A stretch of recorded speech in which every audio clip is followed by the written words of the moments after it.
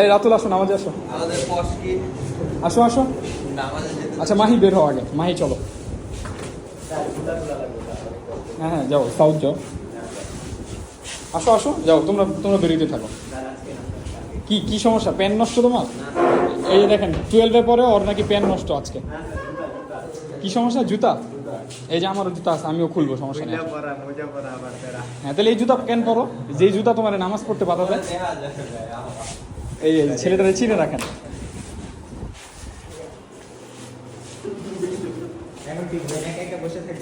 হ্যাঁ when, when তুমি math করতে থাকো, আমরা আসতেছি। হ্যাঁ এই আমার এমন একটা আরেকটা স্টুডেন্ট ছিল বুঝছেন, ও অনেক টাইট প্যান্ট পরতো।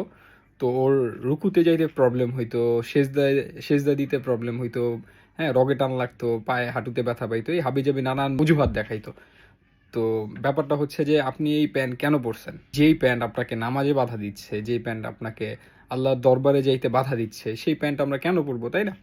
সো একটু ঢোলা ঢালা প্যান্ট পরলেই হয়, একটু ঢোলা ঢালা ট্রাউজার পরলেই হয়। এমন অনেকেরই প্রবলেম হয় যে জুতা লেস টেস বাইধা একদম মোজা টুজা পরা, অজু করে না, এখন আবার জুতা খুলো, মোজা খুলো, অজু করো, এগুলো অনেক পেরেশানি লাগে স্পেশালি শীতের দিনে।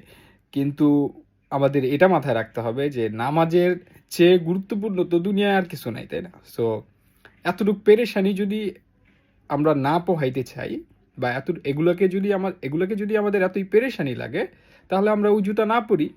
আমরা এখন তো ক্রক্সগুলো অনেক সুন্দর লাগে, ক্রক্স পরেন, ক্রক্স খুলতে পড়তে একদম ইজি, অনেক ইজি খোলা পরা।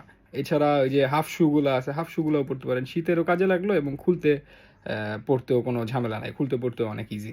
অথবা এটাও করতে পারেন, বাসা থেকে বের হওয়ার আগে উজু করে বের হইলেন, তাহলে আর কোচিংয়ে বা স্কুলে বা অফিসে যেখানেই যান না কেন আপনার আর অজুর প্যারাটা থাকলো না। বাই দ্য ওয়ে ওরা হচ্ছে 2024-এর এইচইসি ব্যাচের স্টুডেন্টসগুলা, অ্যান্ড ওদেরকে অনেক আমি মিস করি। আগে অনেক মজা করতাম আমরা, এখন ওরা নাই। তো ফার্স্ট ইয়ারের স্টুডেন্ট কম। সো ওরা ওরা থাকলে অনেক ভাল লাগতো, ওরা থাকলে আরও কোচিংটা জমজমাট লাগতো।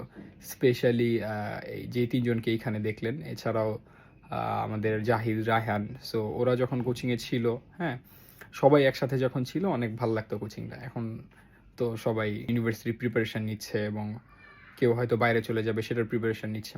তো সবাইকে বেস্ট অফ লাক, সবাইকে আল্লাহ ভালো রাখুক, সবাইকে আল্লাহ তাআলা নিয়মিত 5 ওয়াক্ত নামাজ পড়ার তৌফিক দান করুন। দেখা হবে পরবর্তী কোনো ভিডিওতে, সবাই ভালো থাকবেন। আসসালামু আলাইকুম রহমতুল্লাহ। جمال الوجود بذكر الإله وتصفو الحياة بنور هداه.